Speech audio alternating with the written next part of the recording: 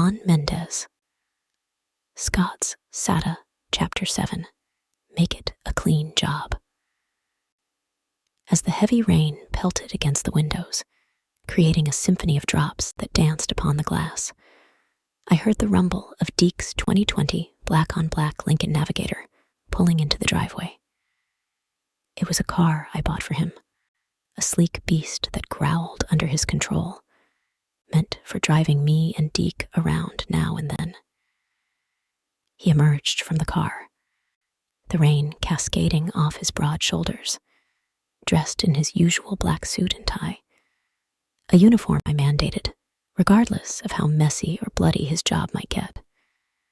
His footsteps, like distant thunder, echoed through the house as he called out, "Miss Rhandi?" His voice, deep and gravelly, bounced off the walls, carrying the weight of 1,000 unsaid things. "I'm in here, Deke," I responded, my voice a calm contrast to the storm outside, sipping on my strawberry vanilla smoothie. Deke entered the family room, his size 13s making a sound like a slow drumbeat across my polished floor. I lay sprawled on the couch, absorbed in Judge Mathis on TV. A brief moment of humor before diving into the serious business of watching my money grow.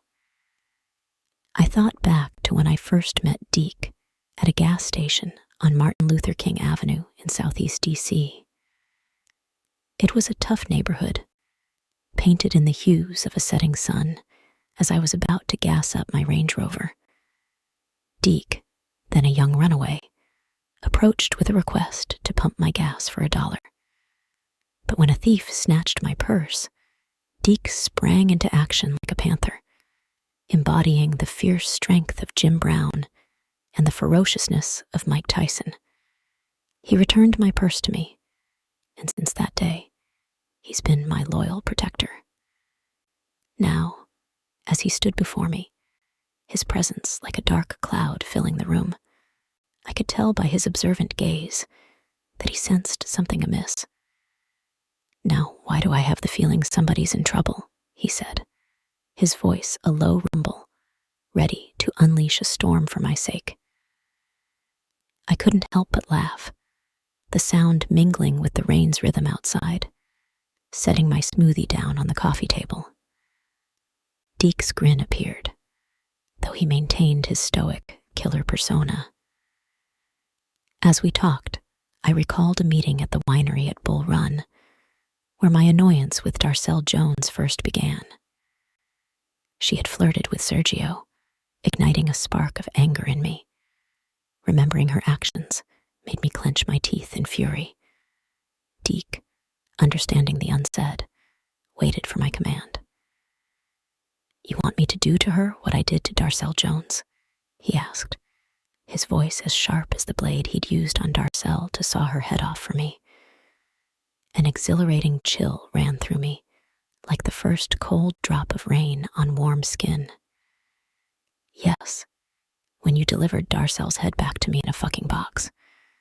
"Yeah, that was a good one," I said, the memory igniting a twisted sense of satisfaction in me. Deke, ever the executor of my darkest wishes, cracked his knuckles, a sound like the breaking of twigs in a dense forest. A point well made, I might add. I instructed him, my words as cold and decisive as the rain outside.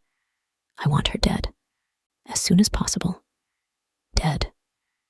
He stood, a figure of impending doom, ready to carry out my command. 10-4, he replied, his confirmation echoing. As he headed for the door, the rain intensified, as if mirroring the dark deed that was about to unfold. I called out to him, a last reminder to make it a clean job. Deke nodded, his silhouette against the rain-soaked window, a dark promise of the deed to come.